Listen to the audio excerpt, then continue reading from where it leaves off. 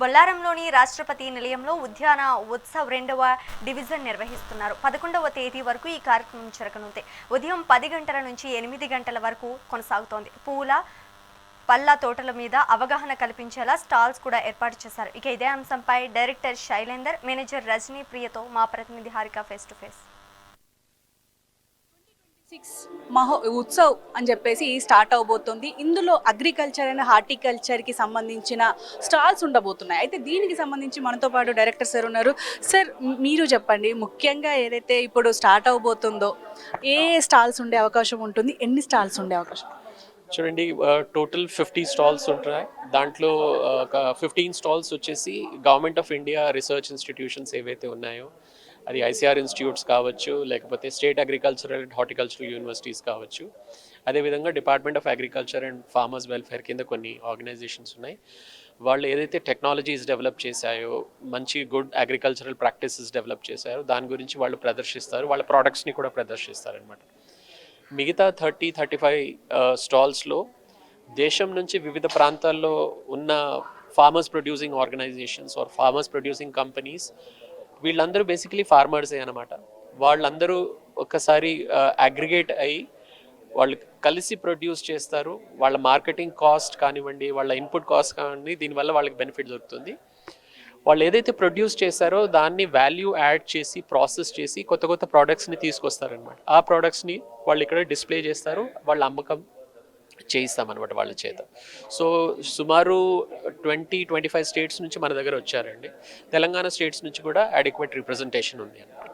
Sir, అంటే first edition మనం చూసాము, ఆల్రెడీ మా రాష్ట్రపతి మేడం చేత ఒక బుక్ కూడా లాంచ్ చేసి ఆవిడ చేత లాంచ్ కూడా చేశారు. అంటే అప్పుడు ఎంతమంది వచ్చారు, అంటే విజిటర్స్ ఎంతమంది వచ్చారు, ఇప్పుడు ఎంత ఎక్స్పెక్ట్ చేస్తున్నారు? లాస్ట్ ఇయర్ సుమారు 1.5 lakhs వచ్చినట్టు అంచనా అండి. ఈసారి మేము దానికంటే ఎక్కువ చేయాలన్న ఉద్దేశంతో ఉన్నాము. సో ఈసారి డైవర్సిటీ కూడా ఎక్కువ ఉంది. లాస్ట్ టైం మాకు టైం కూడా ఎక్కువ దొరకలేదు. We got another 1 week 10 days ఎక్కువ. సో మాకు పబ్లిసిటీ కూడా కొద్దిగా టైం దొరికిందనమాట. న్యూస్ పేపర్స్, ఎలక్ట్రానిక్ మీడియా అందరూ కలిసి సహకరిస్తే తప్పకుండా ఆ నెంబర్స్ని మేము ఈజీగా ఓవర్కమ్ చేయగలమన్న ఉద్దేశం. ఇది కేవలం వ్యవసాయదారుల్ని మాత్రమే టార్గెట్ చేస్తూ పెడుతున్నారా ఈ ఎడిషన్, లేకపోతే ఇంకా ఇప్పుడు పూలు కావచ్చు, లేకపోతే ఉద్యానవన ప్రియులు కావచ్చు, చాలా మంది ఉంటారు, అందరూ. ఈసారి థీమ్ వచ్చేసి agriculture and horticulture. So horticulture అంటే మీకు పళ్ళు వస్తాయి, వెజిటబుల్స్ వస్తాయి, ఫ్లవర్స్ వస్తాయి. వీళ్ళందరినీ మేము తీసుకొని సహకారంతో, so in fact Indian institute of horticulture research అని బెంగళూరు బేస్డ్ ఇన్స్టిట్యూట్ అనమాట, వాళ్ళు కూడా ఒక స్టాల్ పెడుతున్నారు. అదేవిధంగా నేషనల్ సీడ్ కార్పొరేషన్ వాళ్ళు ఒక స్టాల్ పెడుతున్నారు. సో వాళ్ళు డిఫరెంట్ టైప్స్ ఆఫ్ టెక్నాలజీస్ కానివ్వండి, వాళ్ళ సీడ్స్ని, వెరైటీస్ని ఇక్కడ డిస్ప్లే చేయడం జరుగుతుంది. ఇక్కడ మనము టెరెస్ గార్డెన్ పర్టికులర్లీ సిటీలో ఎవరైతే చేస్తారో వాళ్ళు కూడా ఇక్కడ నుంచి సీడ్స్ కొనుక్కొని వాళ్ళు ప్రాక్టీస్ చేయవచ్చండి. అండ్ టెర్రస్ గార్డెన్ చేసే వాళ్ళకి ఇప్పుడు ఎక్కువగా ప్రోత్సాహం వస్తూ ఉంది. మీ తరపు నుంచి ఎలా ప్రోత్సాహం అందిస్తున్నారు వాళ్ళకి? సింపుల్ థింగ్స్ అండి, సింపుల్ కిట్ బ్యాగ్స్ ఉంటాయి. అంటే టెరెస్లో మీరు వాటర్ ప్రూఫింగ్ ఉండాలి సరిగ్గా, and correct type of pots ఉండాలి, గ్రో బ్యాగ్స్ ఉండాలి. దాంట్లో ఎక్కువ కెమికల్ ఇన్పుట్స్ మీద డిపెండ్ కాకుండా వర్మి కాంపోస్టింగ్ కానివ్వండి, లేకపోతే డిఫరెంట్ టైప్స్ ఆఫ్ మాన్యూర్స్ ఏదైతే ఇప్పుడు చాలా మార్కెట్స్లో, నర్సరీస్లో దొరుకుతున్నాయి. మా ఇన్స్టిట్యూట్ కూడా వర్మి కాంపోస్ట్ని వెరీ బిగ్ వే ప్రమోట్ చేస్తుంది. మా స్టాల్ ద్వారా కూడా మీకు వర్మి కాంపోస్ట్ దొరకడానికి ఛాన్సెస్ ఉంటాయి. అండ్ న్యాచురల్ పెస్టిసైడ్స్, టెర్రస్ గార్డెన్స్లో one of the major problems is pests and diseases అనమాట. దానికోసము ఎవరైతే గార్డెనర్స్ ఉంటారో, బిగినర్స్ ఉంటారో వాళ్ళకి తెలియదు, వాళ్ళు చాలా ఎక్కువ క్వాంటిటీలో పెస్టిసైడ్స్ యూజ్ చేస్తారు. ఆ పెస్టిసైడ్ అల్టిమేట్లీ మనమే తినడము జరుగుతుంది. అట్లా కాకుండా బయో ప్రోడక్ట్స్ చాలా దొరుకుతున్నాయండి మార్కెట్లో. అండ్ మా ఇన్స్టిట్యూట్ కూడా బయో ప్రోడక్ట్స్ టెక్నాలజీలు ఫార్మర్స్కి కానివ్వండి, లేకపోతే టెరెస్ గార్డెనర్స్కి మేము ప్రమోట్ చేస్తాం వాళ్ళ ద్వారా. సో ఆ ప్రోడక్ట్స్ అన్నీ మీకు ఇక్కడ చూడడానికి దొరుకుతుందండి.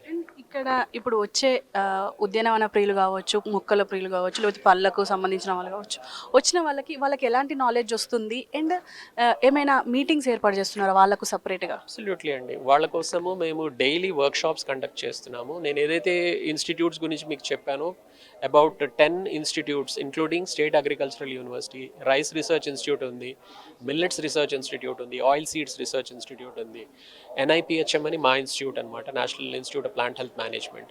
మేమందరము డైలీ ఫార్మర్స్ కోసము ట్రైనింగ్ ప్రోగ్రామ్స్ కండక్ట్ చేస్తున్నాము, వర్క్ షాప్స్ కండక్ట్ చేస్తున్నాము, how to produce certain type of natural products, అది కూడా వాళ్ళ కోసమే ట్రైన్ చేస్తున్నాం అనమాట. సో అండ్ ఇది మేము స్టేట్ గవర్నమెంట్కి కూడా మా స్కెడ్యూల్ని ఇచ్చాము. దాని ప్రకారంగా వాళ్ళ ఫార్మర్స్ని కూడా ఆర్గనైజ్ చేయమని చెప్పేసి రిక్వెస్ట్ పంపించాము. ఇప్పటి వరకు వాళ్ళ రెస్పాన్స్ పాజిటివ్గా ఉంది. రేపటి నుంచి చూడాలి ఎంతమంది వస్తారనేది. సో ఆ ట్రైనింగ్ ప్రోగ్రామ్స్ గురించి కూడా మీకు మీడియా కిట్లో ఇచ్చామండి, మీరు you can go through that. Sustainable agriculture, climate resilience, use of bio products ఎట్లా యూజ్ చేయాలి, ఒక్కొక్క టైప్ ఆఫ్ క్రాప్లో ఏమేమి ప్రాబ్లమ్స్ ఉంటాయి, దాన్ని ఎట్లా మనం అరికట్టాలి అనేది దాని గురించి డీటెయిల్గా డిస్కస్ చేస్తామండి దాంట్లో. ఓకే, ప్రస్తుతం మనతో పాటు మేనేజర్ రజనీ ప్రియ ఉన్నారు, ఆవిడతో మాట్లాడదాం. మేడం, ఈ ఉత్సవ్ ఎలా ఉండబోతుంది అండ్ స్కెడ్యూల్ ఎలా ఉండబోతుంది? టైమింగ్స్ చూస్తే 10 to 8 వరకనే ఉంది. ఎలా ఉండబోతుంది అంటారు? రాష్ట్రపతి నిలయంలో జరిగే ఇలాంటి విస్తృతంగా జరిగే కార్యక్రమాలన్నీ కూడా ప్రజలకి అవకాశం ఉండే విధంగా, వీలుగా ఉండే విధంగా ఉదయం 10 గంటల నుంచి 8 గంటల వరకు ఓపెన్ చేయడం జరుగుతూ ఉంది. Last entry will be at 7 PM. So ఆ టైం లోపలికి వచ్చిన వారు 8 గంటల వరకు ఇక్కడ చూసుకొని వెళ్ళొచ్చు. ఉద్యానోత్సవ్ అనేది this is the second time we are doing at Rashtrapati Nilayam. ఇది రెండోసారి చేస్తున్నాము కాబట్టి ఇంకా విస్తృతమైన ఏర్పాట్లు, ఇంకా పబ్లిక్కి నచ్చే విధంగా, వాళ్ళకి అవగాహన కల్పించే విధంగా ఎక్కువ కార్యక్రమాలు ఏర్పాటు చేస్తున్నాము. ఇది ministry of agriculture and farmers welfare ఆ మంత్రిత్వ శాఖ ద్వారా, అలాగే ఇక్కడ హైదరాబాద్లో ఎస్టాబ్లిష్ అయిన మేనేజ్ ఆర్గనైజేషన్ ద్వారా దీని ఏర్పాట్లు జరుగుతూ ఉన్నాయి. మోర్ దాన్ 50 థిమాటిక్ స్టాల్స్ ఉండబోతున్నాయి. ఈ 50 థెమాటిక్ స్టాల్స్లో సస్టైనబుల్ ప్రాక్టీసెస్ మీద కొన్ని స్టాల్స్, అలాగే నేషనల్ ఇన్స్టిట్యూషన్స్కి సంబంధించిన కొన్ని స్టాల్స్, కెరియర్ గైడెన్స్కి సంబంధించిన కొన్ని స్టాల్స్ ఉండబోతూ ఉన్నాయి. అలాగే వీవర్స్ కానీ నర్సరీస్ కానీ కూడా వాళ్ళ యొక్క GI ట్యాగ్ ప్రొడక్ట్స్ని ప్రదర్శిస్తున్నారు. అలాగే అమ్మకాలు కూడా ఉండబోతున్నాయి. సాయంత్రాలు కల్చరల్ ప్రోగ్రామ్స్ ఉండబోతున్నాయి. మన సాంస్కృతిక శాఖ ద్వారా జరుగుతున్న కల్చరల్ ప్రోగ్రామ్స్లో కూడా పబ్లిక్కి అట్రాక్టివ్గా ఉండే విధంగా చాలా ప్రోగ్రామ్స్ ఏర్పాటు చేయడం జరిగింది. ముఖ్యంగా ఏదైనా ఎగ్జిబిషన్కి వస్తే ఫుడ్ అని చెప్పేసి ఎక్కువగా ఉంటుంది. సో మీరు కూడా ఇంత ముందు ప్రస్తావించారు దీని గురించి. అండ్ ఎలాంటి ఫుడ్ని ఎక్స్పెక్ట్ చేయొచ్చు అంటారు ఇక్కడ? Already we got the details of the food also. So 15 stalls ఉండబోతూ ఉన్నాయి. న్యూట్రిషియస్ ఫుడ్గా మొదలుపెట్టినప్పుడు మిల్లెట్ ప్రొడక్ట్స్ నుంచి మొదలు పెట్టుకొని, అలాగే ఫిష్ ట్రక్స్ ఉండబోతున్నాయి, ఫిష్కి సంబంధించిన క్యూజిన్స్ కూడా. అలాగే హైదరాబాద్ అంటేనే బిర్యానీ ఫేమస్, అవి ఉండబోతున్నాయి. రాగి సంగటి, అలాగే జొన్న అన్నము, జొన్న రొట్టెలు, ఇలాగా అన్నీ కలిపిన విధంగా స్టూడెంట్స్, చిల్డ్రన్ కోసం కూడా వాళ్ళకి కావాల్సిన పిజ్జా లాంటి కైండ్ ఆఫ్ జంక్ ఫుడ్ కూడా తప్పదు కాబట్టి అవి కూడా పెట్టడం జరుగుతూ ఉంది. అండ్ మా దగ్గర ఒక మిట్టి కెఫిటేరియా అని చెప్పి, physically abled people they are running a cafeteria, వారు కూడా ఒక స్టాల్ ఏర్పాటు చేయడం జరుగుతూ ఉంది. ముఖ్యంగా ఇప్పుడు అంటే అసలు దీన్ని ఏర్పాటు చేయడానికి, ఈ ఉద్యాన ఉత్సవ్ని ఏర్పాటు చేయడానికి ముఖ్య ఉద్దేశం ఏంటి మేడం?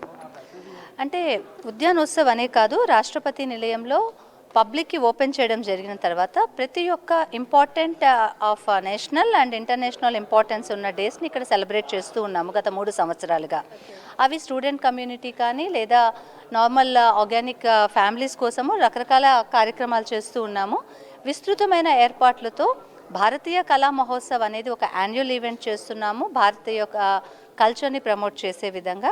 అలాగే ఎన్వైరన్మెంటల్ కన్జర్వేషన్ అనేది ఇప్పుడు ఇంపార్టెంట్ సబ్జెక్ట్ కాబట్టి దీనికి సంబంధించి ఉద్యానోత్సవ్ని కూడా యాన్యువల్ ఈవెంట్గా చేస్తున్నాం.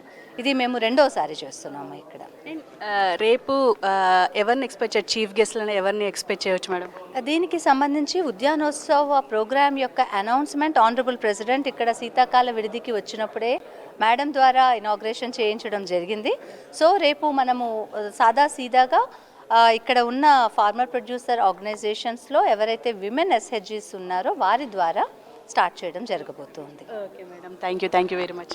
సో ఇది ముఖ్యంగా ఏదైతే ఈ ఉద్యాన ఉత్సవ్ మొదలవబోతోంది రేపు, అంటే 3వ తారీఖు నుంచి 11వ తారీఖు వరకు దాదాపు 9 రోజులు ఈ ప్రోగ్రాం జరగబోతుంది. ఇందులో ఇటు హార్టికల్చర్ని కావచ్చు, ఇటు అగ్రికల్చర్ని కావచ్చు, ఇటు ఇష్టపడే వాళ్ళకి, అటు స్టూడెంట్స్ కావచ్చు, ఆల్రెడీ చేస్తున్న వాళ్ళు కావచ్చు, వ్యవసాయం చేస్తున్న వాళ్ళు కావచ్చు, ఈ పండ్లను పండించే వాళ్ళు కావచ్చు, టెర్రస్ గార్డెనింగ్ చేసే వాళ్ళు కావచ్చు, వీళ్ళందరికీ ఇది యూజ్ అయ్యే అవకాశం ఉంటుంది అని చెప్పేసి ఇటు రాష్ట్రపతి నిలయంలో ఇటు డైరెక్టర్ కావచ్చు, ఇటు మేనేజర్ కావచ్చు, వీళ్ళంతా ఎక్స్పెక్ట్ చేస్తున్నారు. అండ్ ముఖ్యంగా ఏదైతే ఈ ప్రోగ్రామ్ ఖచ్చితంగా సక్సెస్ అవ్వాలి అని చెప్పేసి కోరుకుంటున్నారు. కెమెరామెన్ నీరజ్తో హారిక, హైదరాబాద్.